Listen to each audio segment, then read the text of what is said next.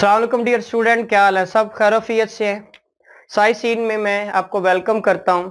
आज हम 2022 का फिजिक्स का पोर्शन जो 13 नवंबर को आपका एमडी कैट का पेपर हुआ था वो पोर्शन सॉल्व करते हैं। उसमें सबसे पहला क्वेश्चन है, what is the shape of velocity time graph for the constant acceleration. देखिए, कांस्टेंट एक्सेलरेशन का आपने वेलोसिटी टाइम ग्राफ लेना, कांस्टेंट एक्सेलरेशन। तो कांस्टेंट एक्सेलरेशन का वेलोसिटी और टाइम ग्राफ, ये वेलोसिटी और टाइम, एक्सेलरेशन कांस्टेंट है।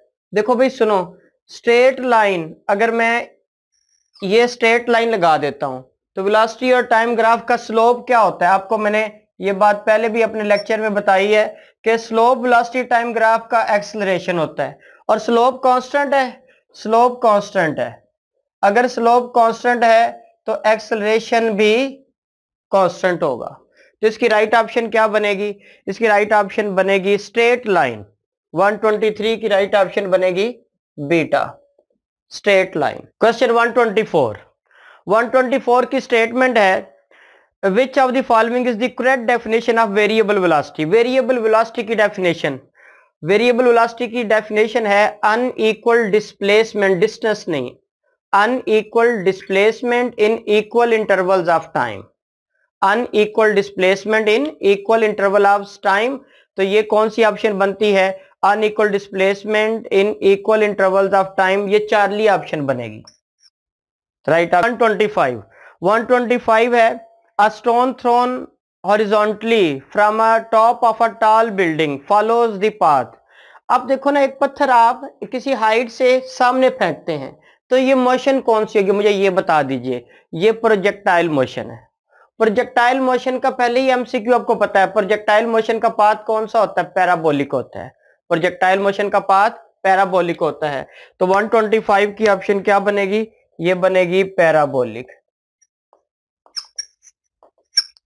क्वेश्चन 126 देखते हैं। क्वेश्चन 126 है, विच of the following is incorrect. आपने गलत को ढूंढ लेना है। पहली option, reaction force on body is always balanced. गलत कहा भाई, बैलेंस होती नहीं। एक्शन और रिएक्शन कभी बैलेंस नहीं होते बेटा। Reaction and action always equal, हाँ ये ठीक है। Action and reaction forces never act on the same body, बिल्कुल ठीक। उसके बाद Newton third law is valid in all situation, हाँ जी बिल्कुल सही। तो इनकरेक्ट वाली कौन सी ऑप्शन बनेगी? वो बनेगी आपके पास अल्फा ऑप्शन बनेगी। क्वेश्चन 127 देखते हैं। 127 में कहता है, a fireman wants to slide down a rope. एक रोप से फायरमैन ने नीचे आना है, तो भाई एक आप रोप बना देते हैं, इससे फायरमैन साहब नीचे आएंगे स्लाइड करते हुए। अब वो क्या है, breaking load of the rope is 3/4 of its weight. तो ब्रेकिंग लोड, लोड भी वेट ही होता है, 3/4 ऑफ इट्स वेट। अच्छा, इतना लोड है, अगर इससे ज्यादा हो जाएगा तो ये ब्रेक हो जाएगा, इससे इंक्रीज नहीं करना चाहिए, ठीक है। अब with what acceleration should the fireman slide down. उसने कितने एक्सेलरेशन से नीचे आना? अब देखें, फायरमैन एवी जंप कर दे तो ग्रेविटेशन एक्सेलरेशन से आएगा और टांगे टूंगे तुड़वा लेगा। भाई नहीं सर, आराम आराम से रस्से से पकड़ के आना है ना उसने। इसका मतलब वो जी से नहीं आएगा, एक्सेलरेशन उसका जी से क्या हो जाएगा? कम हो जाएगा। ओके जी। अब टेंशन जो पैदा होगी, आपको पता है टेंशन और वेट क्या होते हैं? इक्वल। कब? जब कोई यूनिफॉर्म वेलोसिटी से मूव करता है, ये रेस्ट के ऊपर होता है, रेस्ट के ऊपर होता है तो टेंशन और वेट इक्वल होते हैं। तो वेट को मैंने यहाँ पे mg लिख दिया। अच्छा, अब देखें, वो जी से तो नीचे नहीं आया, उसने जंप तो नहीं मारा, आहिस्ता से मूव करा है। इसका मतलब है उसका एक्सेलरेशन जी से क्या हो गया? और एक्सेलरेशन जी से कम हो गया, तो मैं जी में से -a कर देता हूं, ये एक्सेलरेशन। अब इस टेंशन और लोड को आप इक्वल कर दे, ये टेंशन और ये लोड इक्वल mg - a 3/4 और ये वेट आपके पास 3/4, ये m और g, ये मैथ दोनों साइड पे कैंसिल हो जाएगा, दोनों साइड पे मैथ कैंसिल। अब आप इस एक्सेलरेशन की वैल्यू फाइंड करें, यहां से सॉर्ट आउट करें तो आपके पास एक्सेलरेशन की वैल्यू क्या बन जाएगी? इसकी एक्सेलरेशन की वैल्यू बनेगी g/4 बनेगी। बड़ी इजी सी कैलकुलेशन है, ये करेंगे तो g/4। क्वेश्चन नंबर 128 रीड करते हैं। When a heavy coin falls a short distance towards the ground, it does not reach terminal velocity. Why is this so? देखो, एक कॉइन आप जमीन के क्लोज फेंकते हैं तो वो जल्दी से जमीन से टकरा जाता है, टर्मिनल वेलोसिटी अचीव नहीं करता। टर्मिनल वेलोसिटी अचीव करने के लिए क्या होना चाहिए? वेट डाउनवर्ड और ड्रैग फोर्स अपवर्ड। अगर ये दोनों इक्वल हो जाएंगे तो टर्मिनल वेलोसिटी अचीव हो जाएगी। बस अब इस पॉइंट को देखें। अब ऑप्शन है the coin has not hit the ground, नहीं, हमें इसका नहीं पता। उसके बाद है The weight of a coin is equal to air resistance। देखो, अगर वेट और एयर रेजिस्टेंस आपस में इक्वल हो जाते हैं, टर्मिनल वेलोसिटी अचीव हो जाएगी। वो कहता है नहीं अचीव होती, आगे जाना पड़ेगा। Weight of the coin increases as air resistance, weight नहीं चेंज होता। Delta weight of the coin is more than resistance. हाँ, वेट और कॉइन की एयर रेजिस्टेंस आपस में बैलेंस नहीं हो रही, इसलिए टर्मिनल वेलोसिटी अचीव नहीं हुई। बैलेंस होती तो हो जाती। तो 128 की राइट ऑप्शन क्या बन जानी थी? डेल्टा। 129 है the consumption of energy by 60 watt bulb in 2 second. 60 watt bulb, तो 60 वाट बल्ब है, टाइम आपके पास 2 सेकंड है। तो आपको पास एनर्जी फाइंड करनी है। तो एनर्जी या वर्क, आपको पता है एनर्जी और वर्क पीटी की इक्वल होता है। 60 मल्टीप्लाई 2 और ये 125 120 जॉल। 130 क्वेश्चन है a long spring when stretched by a distance x has potential energy v। यहां तक ही रुकते हैं। एक लॉन्ग स्प्रिंग है, वो इतना है। अब आपने x स्ट्रेच किया तो आप इसे स्ट्रेच करते हैं, ये है, तो इसको थोड़ा सा स्ट्रेच कर दिया, ये मैंने स्ट्रेच कर दिया है। और जितना स्ट्रेच किया, ये डिस्टेंस कितना है? x।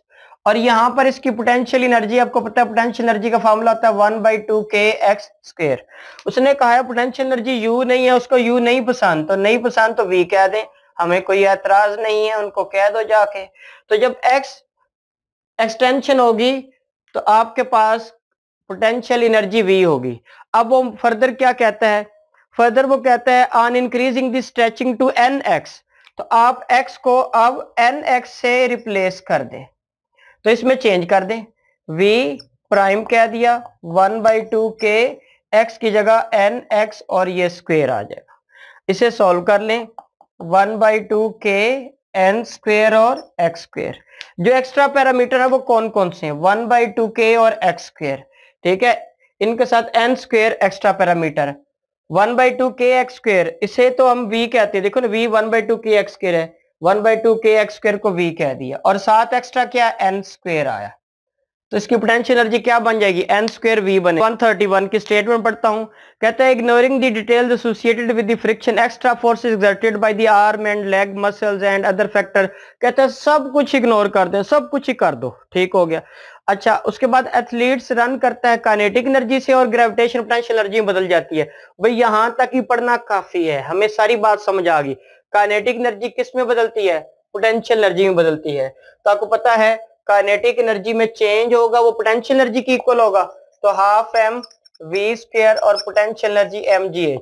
मैथ इससे कैंसिल, v² क्या बनेगा? 2gh, तो स्क्वायर रूट ले ले तो 2gh। अब सिर्फ इसमें वैल्यूज रिप्लेस करते हैं। तो अब इसमें वैल्यूज क्या है? हाइट कितनी उसने दी है? 5 दी है, हाइट 5 दी है, 2 g की वैल्यू 10 ले लें, हाइट 5 ले लें, तो ये कितना बनेगा? 100, और रिजल्ट आपके पास आ जाएगा 10 मीटर पर सेकेंड। 132 के अंदर वो क्या कहता है? वो कहता है a particle of mass m at rest is acted upon bye a force. Force F होती है, उसने P कह दिया, कोई प्रॉब्लम नहीं, for the time t। Kinetic energy और टाइम के दरमियान में रिलेशनशिप लिया है, तो काइनेटिक एनर्जी और टाइम, तो काइनेटिक एनर्जी का फार्मूला लिख लें, हाफ m और v²। आपने यहां पर टाइम को लेके आना है, तो टाइम को हम ले आएंगे। भाई कैसे ले आएंगे? आप v की वैल्यू बताएं, v होता है एक्सेलरेशन मल्टीप्लाई टाइम। लो भाई, और टाइम आ गया ना, टाइम आ गया भाई, आ गया टाइम। अब सर इसमें फोर्स लेके आए, तो फोर्स लेके आनी है तो न्यूटन को बुलाओ। न्यूटन कहाँ है? जैसे न्यूटन हाजिर होगा तो हम कहेंगे एक्सेलरेशन होता है F/m। ले जी, फोर्स भी आ गया, टाइम भी आ गया, तो आपके पास v क्या आया? v आ गया F/m और t। आप यहाँ रिप्लेस कर दें, काइनेटिक एनर्जी बनी 1/2m, तो ये वैल्यू यहाँ पर रिप्लेस की, आपके पास आ जाएगा F/m और T, और ये ऊपर स्क्वायर भी है, तो आप इसको स्क्वायर को ओपन करें, 1/2m F² T² और m², ये इससे कैंसिल, और रिजल्ट आ गया 1/2 F²T²/m। क्वेश्चन नंबर है 133, नंबर ऑफ रेवोल्यूशंस फाइंड करने हैं आपने, भाई किस में, 3 पाई रेडियन में करने हैं, 3 पाई रेडियन में करने हैं। तो पहले आप रेडियन रेवोल्यूशन में रिलेशन बना लें, 1 रेवोल्यूशन 2 पाई रेडियन है, ये 2 पाई मल्टीप्लाई इधर आके डिवाइड करें, 1/2 पाई रेवोल्यूशन और ये 1 रेडियन।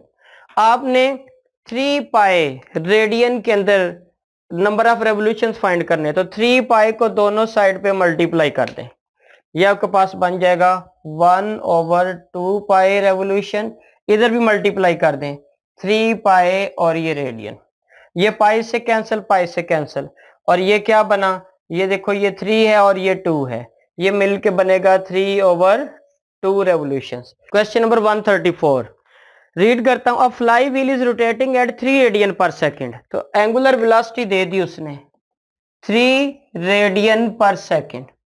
नेक्स्ट क्या कहता है, the time it takes to complete 1 revolution, एक रेवोल्यूशन के लिए टाइम फाइंड करना है, टाइम, और थीटा कितना है 1 रेवोल्यूशन, इसके रेवोल्यूशन खत्म करेंगे तो क्या बनेगा 2 पाई रेडियन, तो 1 के साथ मल्टीप्लाई कर दिया। अब आपको टाइम फाइंड करना है, फार्मूला बड़ा सिंपल सा है, theta is equal to omega T, theta की वैल्यू कितनी आ गई 2 पाई, ओमेगा की वैल्यू कितनी है 3 आ गई, तो यह आपके पास आ जाएगा 2 पाई डिवाइड बाई 3 और ये time.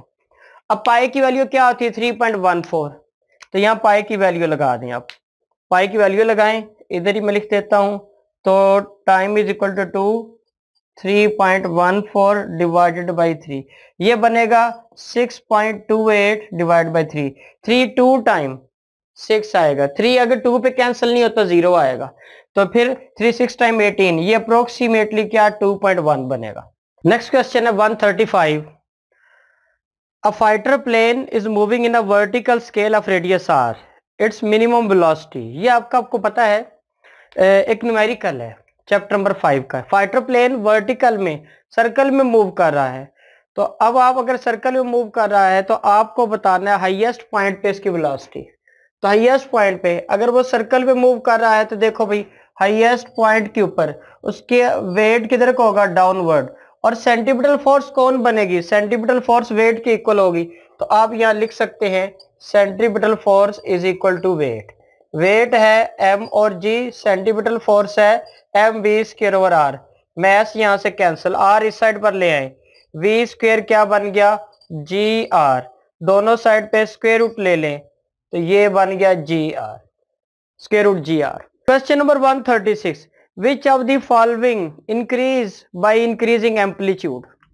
Which of the following increase होता है एम्पलीट्यूड, सबसे पहले तो देखिए एम्पलीट्यूड पे डिपेंड क्या क्या करता है, वैसे ही सोच लें आप, इंटेंसिटी एम्पलीट्यूड के स्क्वायर के ऊपर डिपेंड करती है, और लाउडनेस, लाउडनेस जो है वो इंटेंसिटी पे डिपेंड करती है, वो किस पे डिपेंड करती है इंटेंसिटी पे, depends on the intensity, loudness intensity पे डिपेंड करती है, इंटेंसिटी एम्पलीट्यूड पे डिपेंड करती है, तो एम्पलीट्यूड को बदलने पर इंटेंसिटी बदलेगी और इंटेंसिटी के बदलने पर आपके पास लाउडनेस बदल जाएगी, तो इसकी राइट ऑप्शन क्या बन जाएगी डेल्टा बन जाएगी, डी बन जाएगी।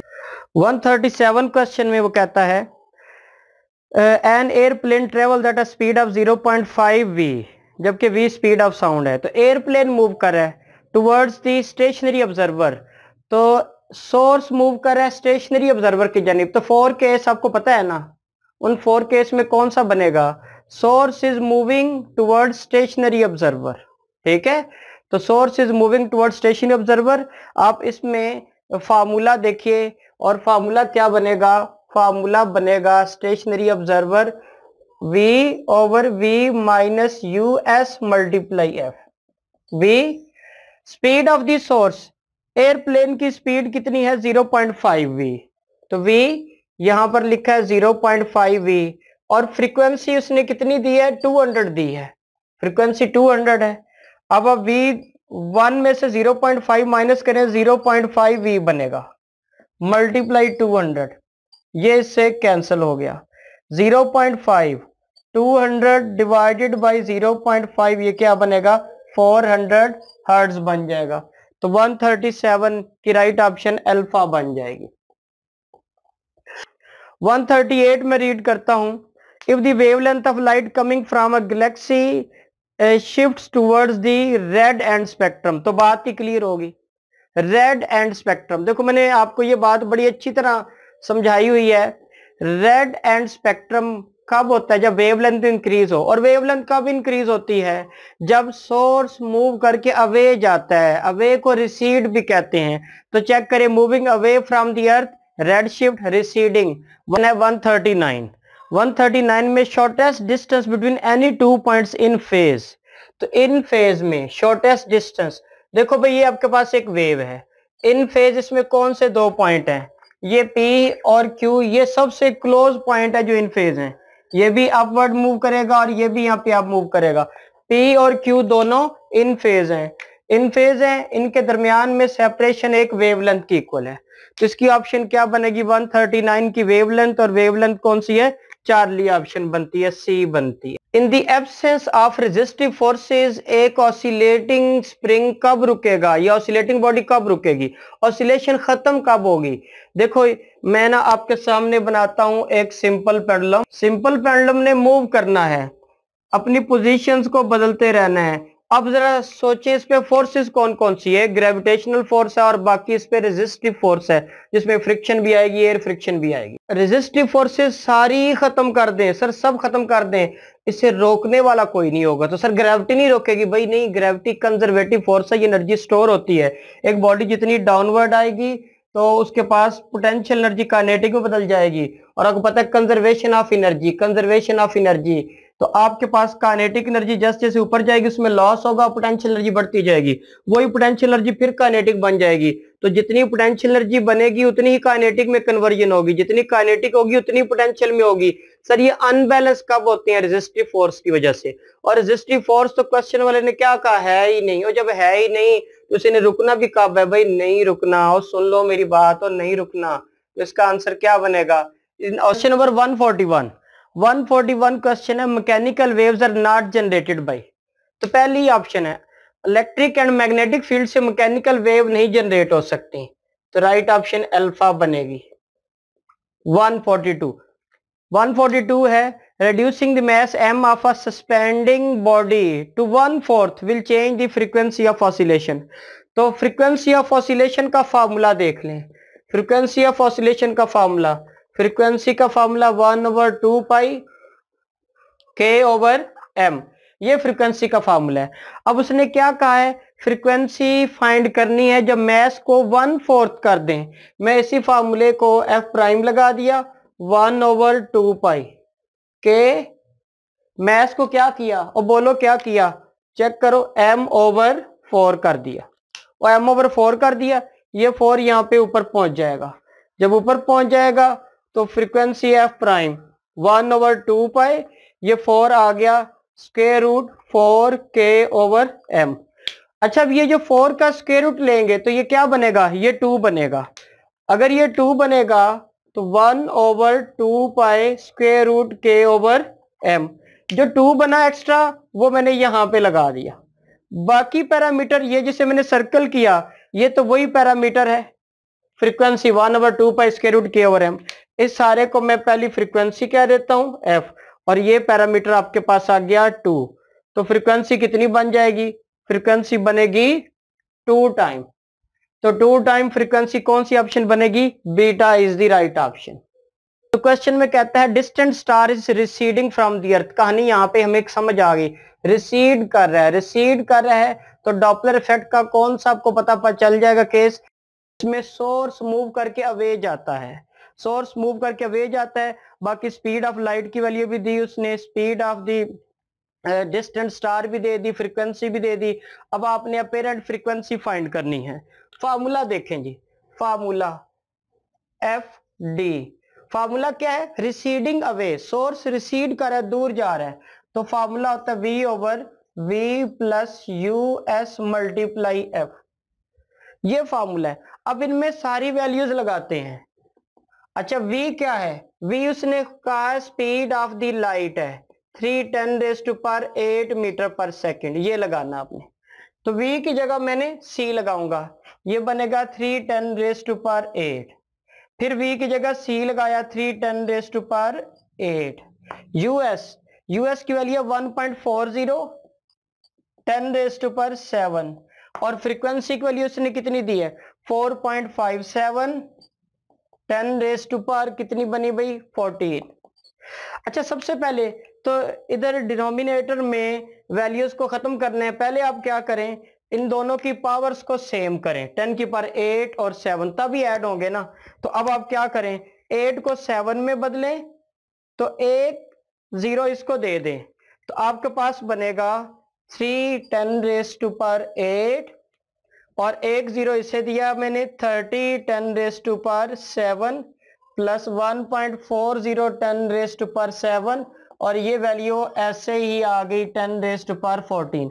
अब ये देखो, अब इन्हें सिंपली ऐड कर सकते हैं, दोनों की पावर क्या है सेम है, 1.40 और 30 ऐड होंगे तो 31.40 10 की पावर एज इट इज आ जाएगी।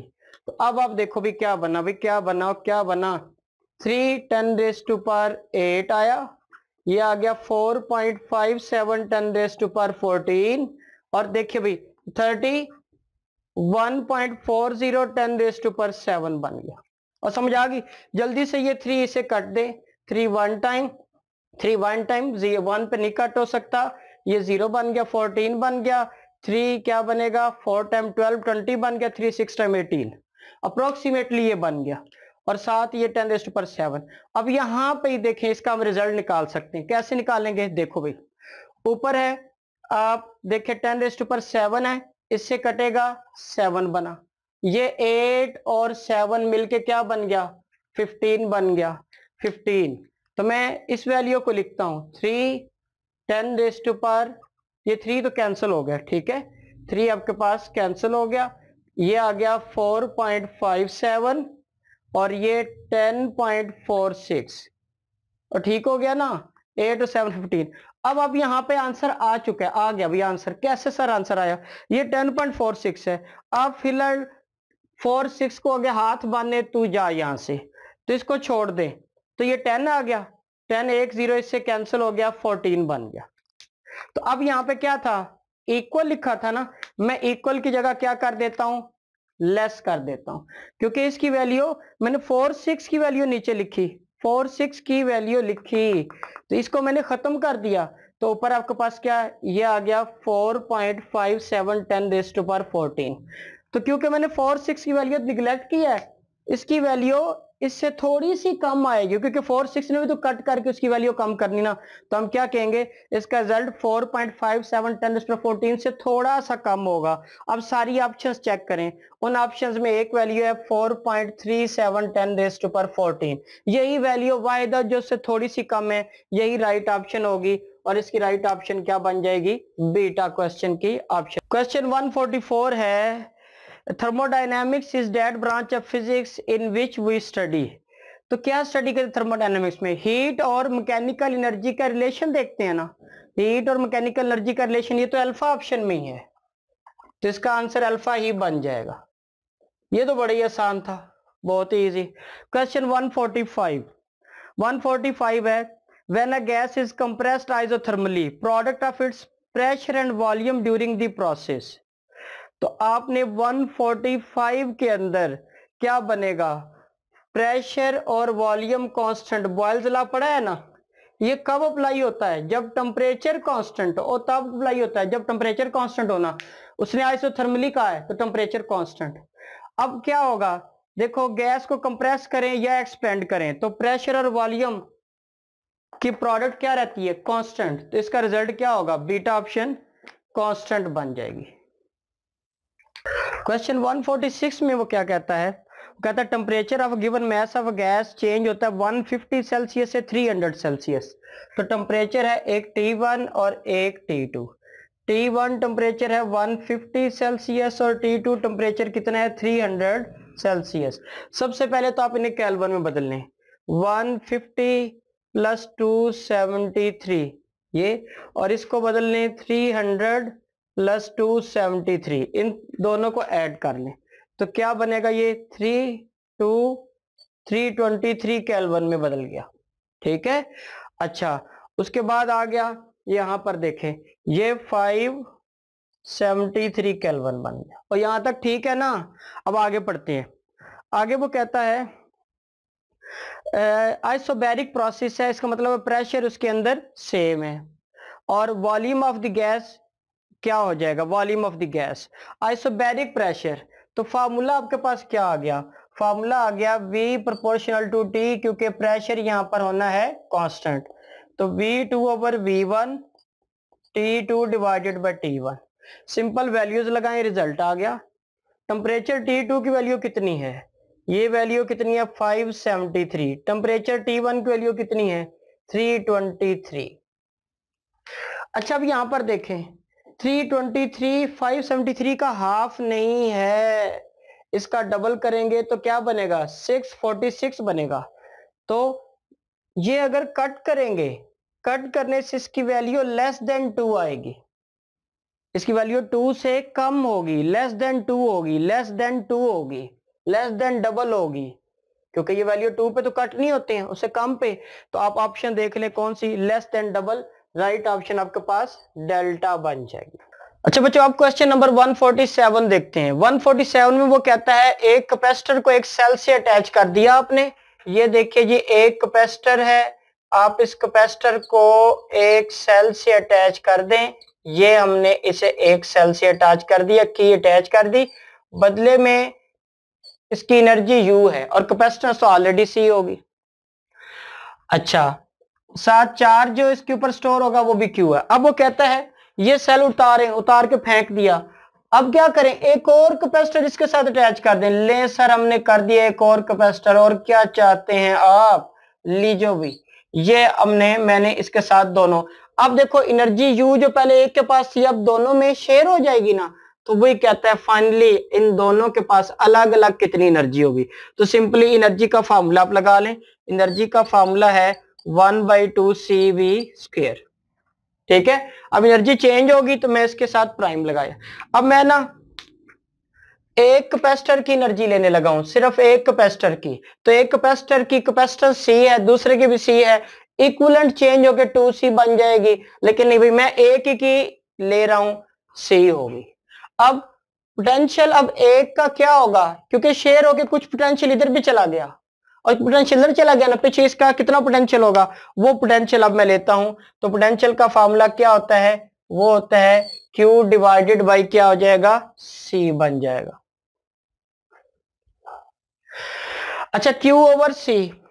अब आप देखें भी चार्ज दोनों पैरेलल आपस में अटैच कर दिए, तो कुछ चार्ज इसके पास आ जाएगा, तो जो एक कैपेसिटर पर पीछे चार्ज है वो कितना हो जाएगा सर, वो तो आधा रह जाएगा, वो आधा चार्ज इधर आ गया ना, तो ये 2 इस साइड पर ले आइए। अब आपके पास पोटेंशियल बन जाएगा Q ओवर 2C। अब ये पोटेंशियल है एक कैपेसिटर का, इतने ही इसके पास भी होगा।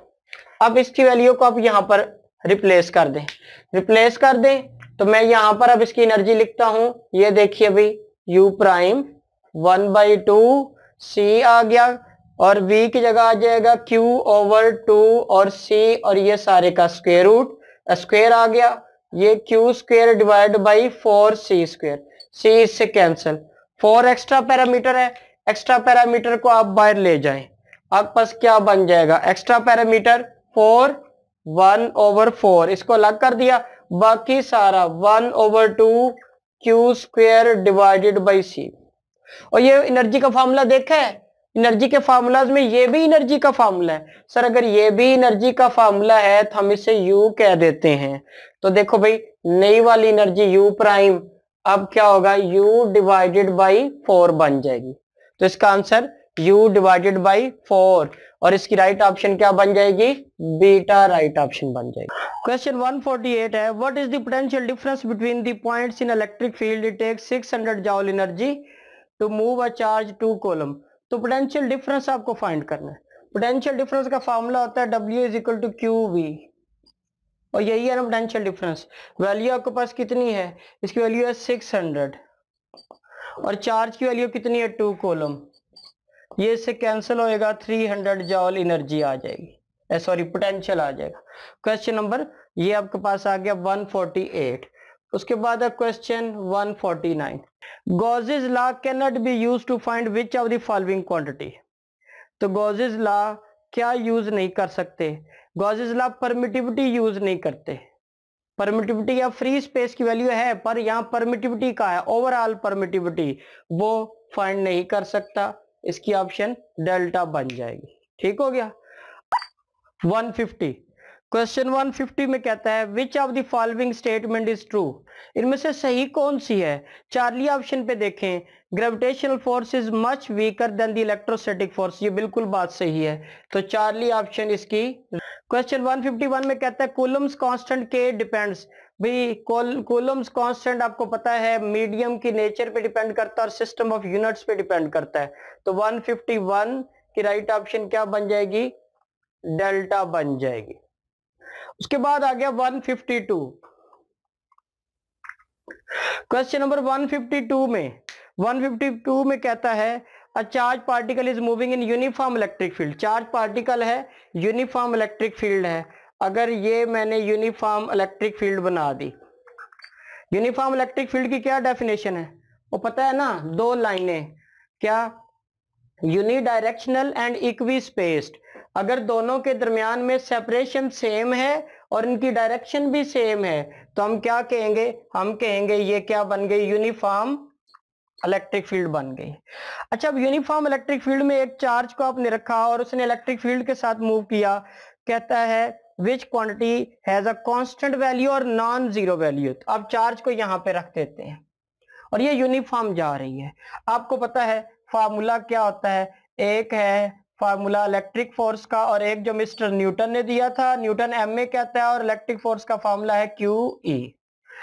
अब आप देखो, मैस मल्टीप्लाई इस साइड पर आके डिवाइड, और एक्सेलेरेशन क्या बन गया, ये बना Q E divided by M. अब यहां पर देखें, चार्ज और एम तो है ही कांस्टेंट, उन्हें तो बदलना ही नहीं ना, नहीं बदलेंगे भाई, नहीं बदलेंगे। एक्सेलेरेशन इलेक्ट्रिक फील्ड पे डिपेंड कर रहा है, इलेक्ट्रिक फील्ड क्या है, यूनिफॉर्म, मतलब कांस्टेंट। इलेक्ट्रिक फील्ड भी कांस्टेंट है तो एक्सेलेरेशन भी कांस्टेंट है, तो इसकी राइट ऑप्शन क्या बन जाएगी, 152 की acceleration alpha is the right option. ठीक है, alpha right option. Next question 153। Question 153 में कहता है एक कैपेसिटर है जिस पर चार्ज Q है, कैपेसिटर C है और उसकी एनर्जी W है, W एनर्जी। कहता है चार्ज को इंक्रीज करके 2Q कर दें तो एनर्जी कितनी बन जाएगी, एनर्जी कितनी बन जाएगी, बड़ा सिंपल है। आप एनर्जी का फार्मूला लगा लें। सर कौन सा फार्मूला लगाएं, आपके पास बहुत सारे फार्मूले हैं। उसने इंक्रीज किसे किया, उसने चार्ज को इंक्रीज किया, और चार्ज को इंक्रीज किया ना, तो चार्ज वाला फार्मूला ढूंढे। तो एनर्जी के फार्मूले आपके पास क्या है, एक एनर्जी का फार्मूला है 1/2 Q² ओवर C, 1/2 Q²C, और ये है ना। अच्छा अब देखो, चार्ज को आप 2 टाइम कर दें, चार्ज को 2 टाइम कर दें तो ये 2Q बनेगा और उसके ऊपर स्क्वायर आ जाएगा। अब आपके पास एनर्जी क्या बनी, U प्राइम 1/2, तो ये देखिए भाई 2 का स्क्वायर लिया तो Q² ओवर C, और देखो ना 2 का स्क्वायर लिया, 2 का स्क्वायर क्या बना, और बना क्या, 4 बना। जो भी एक्स्ट्रा नंबर होता है वही रिजल्ट है, जो एक्स्ट्रा आपने पहले वाला पैरामीटर रिप्रोड्यूस करना है, कौन सा भाई, जिससे शुरू किया था, half Q² over C, half Q² over C। ये सारा क्या सर, ये तो पुराने वाली एनर्जी है, वो एक्स्ट्रा कौन आया, 4, तो आपके पास रिजल्ट आ गया, एक्स्ट्रा पैरामीटर 4 है और एनर्जी U है, तो एनर्जी बन जाएगी 4 टाइम, एनर्जी 4 टाइम। अच्छा सर यही फार्मूला क्यों लगाया, तो और जो भी फार्मूला लगाओगे यही रिजल्ट आएगा। अच्छा एक और फार्मूला लगा के देख लो, एनर्जी का एक और फार्मूला जिसमें Q आता है, Q मल्टीप्लाई V, ये फार्मूला लगा के देख लो। तो सर अब इसमें क्या होगा, चार्ज को आप 2 टाइम करेंगे, चार्ज को 2 टाइम करेंगे तो पोटेंशियल का क्या होगा, वो कैपेसिटेंस कांस्टेंट होती है ना, पोटेंशियल थोड़ी होता है।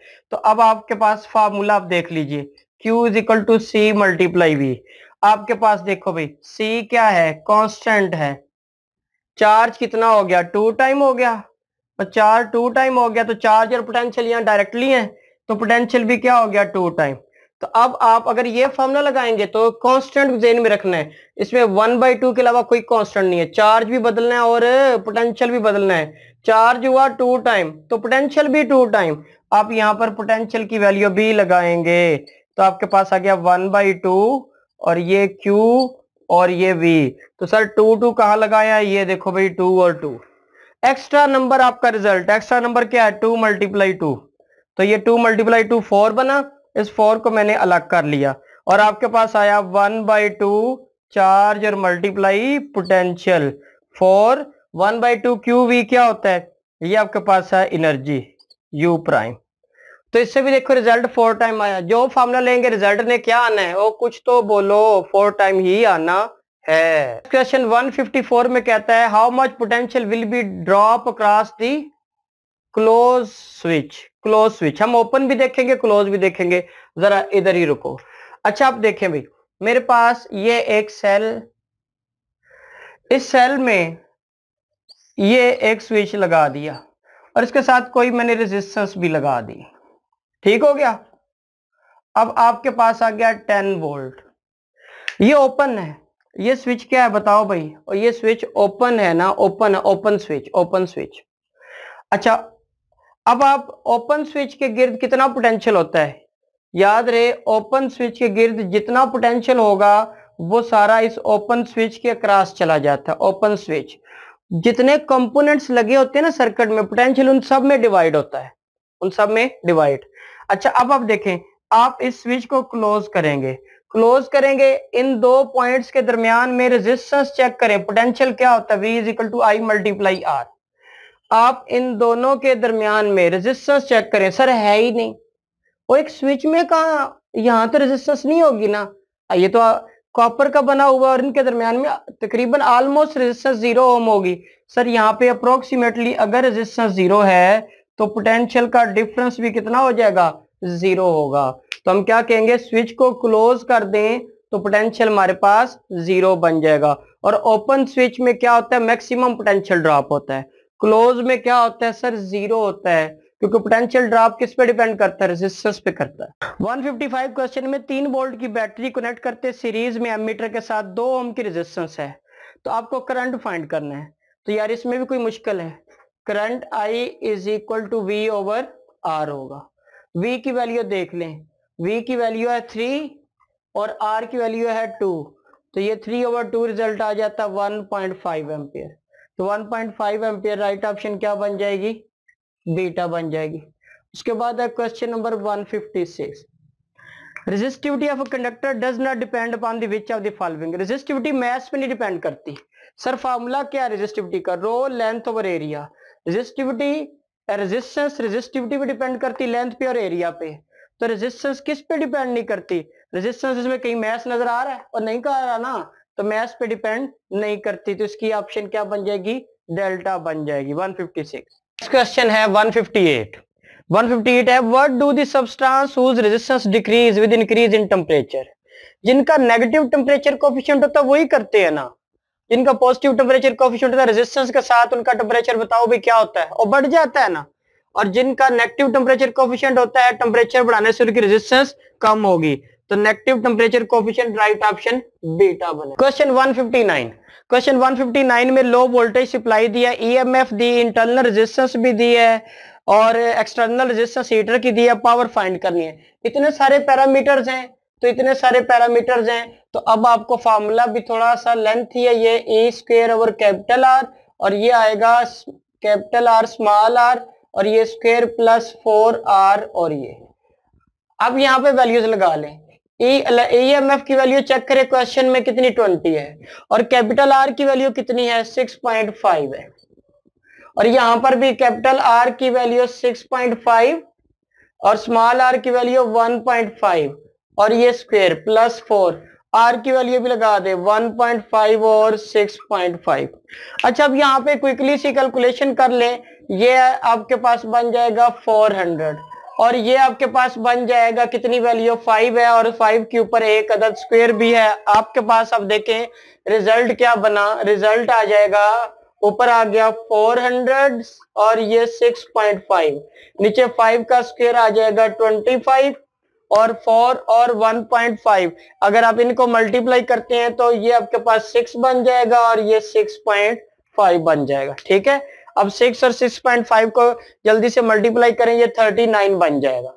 अब आपके पास रिजल्ट आ जाएगा 400 6.5, ये 39 है, 39 है। अब इस 39 को भी 25 को ऐड करें, आपके पास 64 बन गया। लीजिए यहाँ पे क्वेश्चन सॉल्व। सर वो कैसे, पॉइंट खत्म कर दें तो ये 10 आ गया। 64 65 इक्वल है भाई, नहीं है, कट कर दो। जेन में रखेंगे कि ऊपर 65 तक वैल्यू थोड़ी सी बड़ी आनी चाहिए, ले ये 0 इससे कैंसिल और आपके पास 40 आ गया। रिजल्ट 40 से थोड़ी सी बड़ी वैल्यू और ऑप्शन में लिखा हुआ 41, 159 की राइट ऑप्शन अल्फा है। 160 electric forces change the magnitude and direction of velocity. Magnetic force क्या करती है?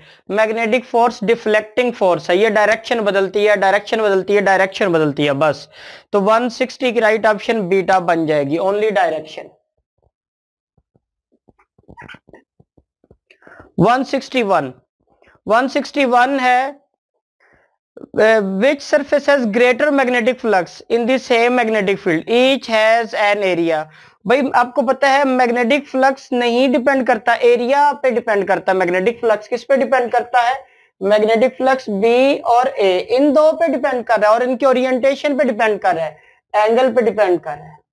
अब वो कहता है एरिया है ही सेम, मैग्नेटिक फील्ड भी सेम, ओरिएंटेशन का नहीं बताया उसने, ओरिएंटेशन भी सेम ही हम लेंगे, तो इसका मतलब है फ्लक्स तो इंडिपेंडेंट है, डिपेंड ही नहीं करता। तो राइट ऑप्शन आपके पास 161 डेल्टा बन जाएगी।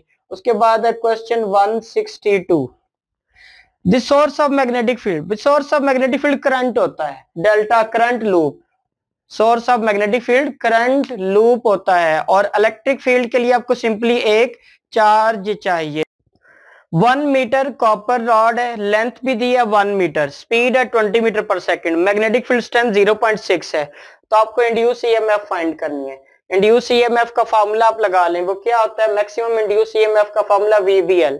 V की वैल्यू कितनी है? V की वैल्यू उसने V की वैल्यू दी है 20 और मैग्नेटिक फील्ड कितनी दी है? 0.6 और लेंथ की वैल्यू कितनी दी है? लेंथ उसने 1 मीटर कहा। तो आपके पास रिजल्ट क्या बनेगा? ये 6/10 12 वोल्ट ईएमएफ आ जाएगी। 163। उसके बाद 164। 164 में वो कहता है the unit of delta phi over delta T. देखो EMF delta phi over delta T, ये तो ईएमएफ है। तो आप ईएमएफ क्या है? ईएमएफ देख लें। ईएमएफ यानी वोल्टेज का और फॉर्मूला क्या है? आपको पता है वर्क ओवर चार्ज होता है। वर्क क्या होता है? फोर्स और डिस्प्लेसमेंट डिवाइड बाय चार्ज। अब इन सब का यूनिट ले लें। फोर्स का यूनिट होता है न्यूटन, डिस्प्लेसमेंट का यूनिट है मीटर और चार्ज का यूनिट क्या होता है? चार्ज का यूनिट होता है एम्पेयर सेकेंड।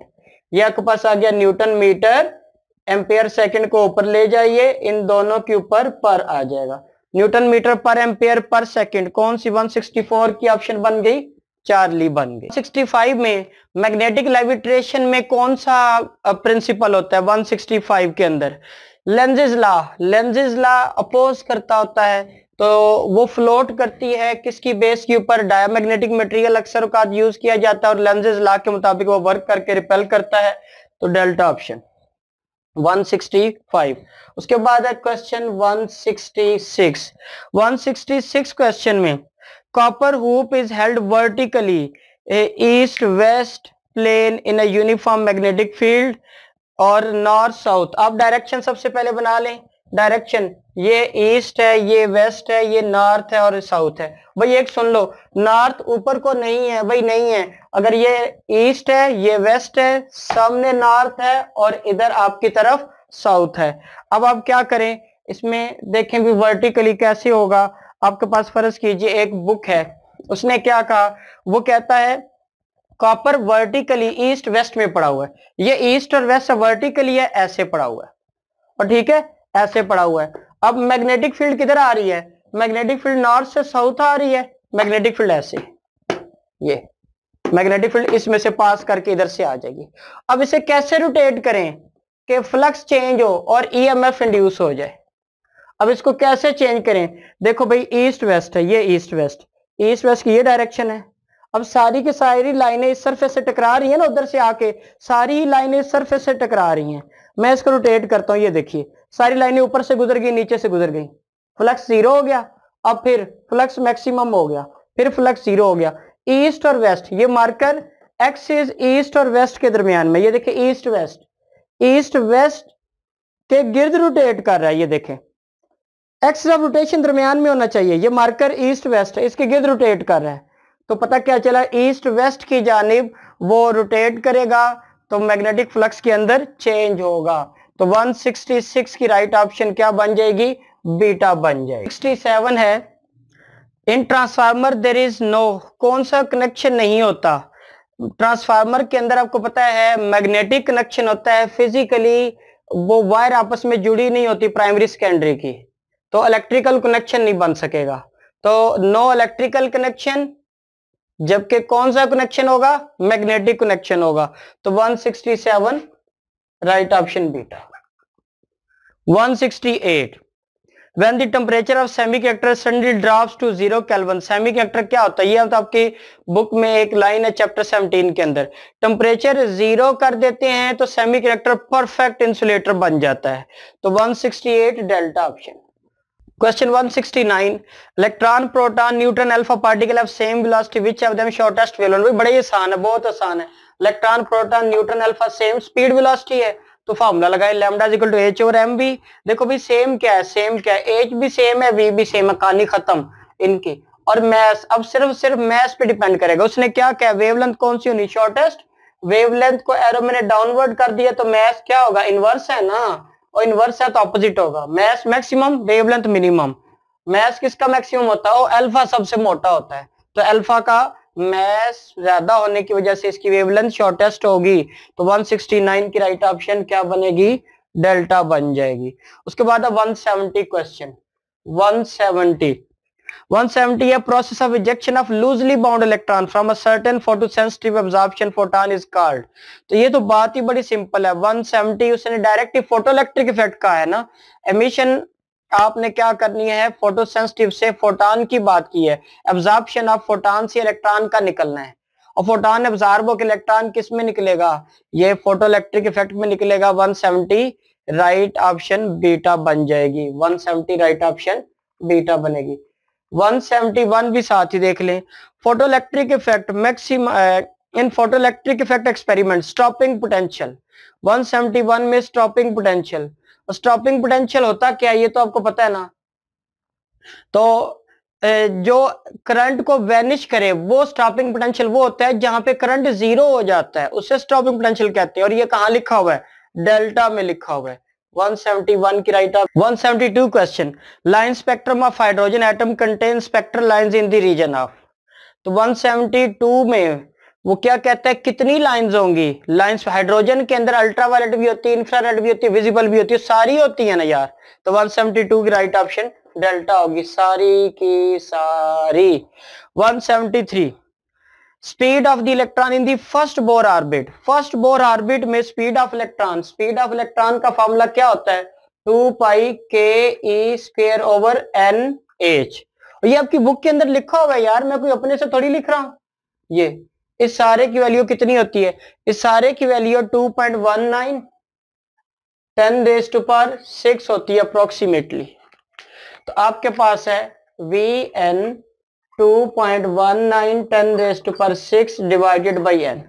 कौन से ऑर्बिट में, फर्स्ट बोर ऑर्बिट में, n की वैल्यू 1 लगा दें तो इसका रिजल्ट क्या बनेगा, रिजल्ट बनेगा 2.19 10⁻⁶ 4। 174 में low energy neutron has RBE factor 10 है। How much energy is absorbed bye a man of mass 80 kg है। अब आपको पास इक्विवेलेंट डोज भी दे दी है, 400 रैम दे दी, तो फार्मूला आप लगा लें। फार्मूला इक्विवेलेंट डोज का क्या होता है, DE डोज मल्टीप्लाई RBE, और यही फार्मूला होता है ना, पता है ना। अब वैल्यूज जो दी हुई हैं वो आप लिख लें। अच्छा उससे पहले डोज क्या होता है? डोज होता है एनर्जी डिवाइडेड बाय मास और multiply R B E. Values लगाएं, आंसर आ जाएगा। डी अब्जॉर्ब डोज कितनी है? 400 रैम। रैम को खत्म करना है, इसका यूनिट तो आपको पता है सेवर्ट होता है। आप इसे मल्टीप्लाई करें किससे? 0.01 से, इसकी रिजल्ट 4 वैल्यू आ जाएगी। ये वैल्यू 4 बन जाएगी। अब बाकी सारी वैल्यूज लगा लें। 4 एनर्जी हमें फाइंड करनी, मैस है 80 और आर बी ई की वैल्यू कितनी है? आर बी ई की वैल्यू है 10। ये 0 से कैंसिल, 8 4 टाइम क्या बनेगा? 32। तो एनर्जी 32 जॉल आ जाएगी। 32 राइट ऑप्शन। 173 क्या बन जाएगा? 174 सॉरी। तो 174 की राइट ऑप्शन 32 जॉल बीटा बन जाएगा। ठीक हो गया। ओके जी बच्चों, अल्लाह हाफिज, अपना बहुत सारा ख्याल रखिएगा। Take care.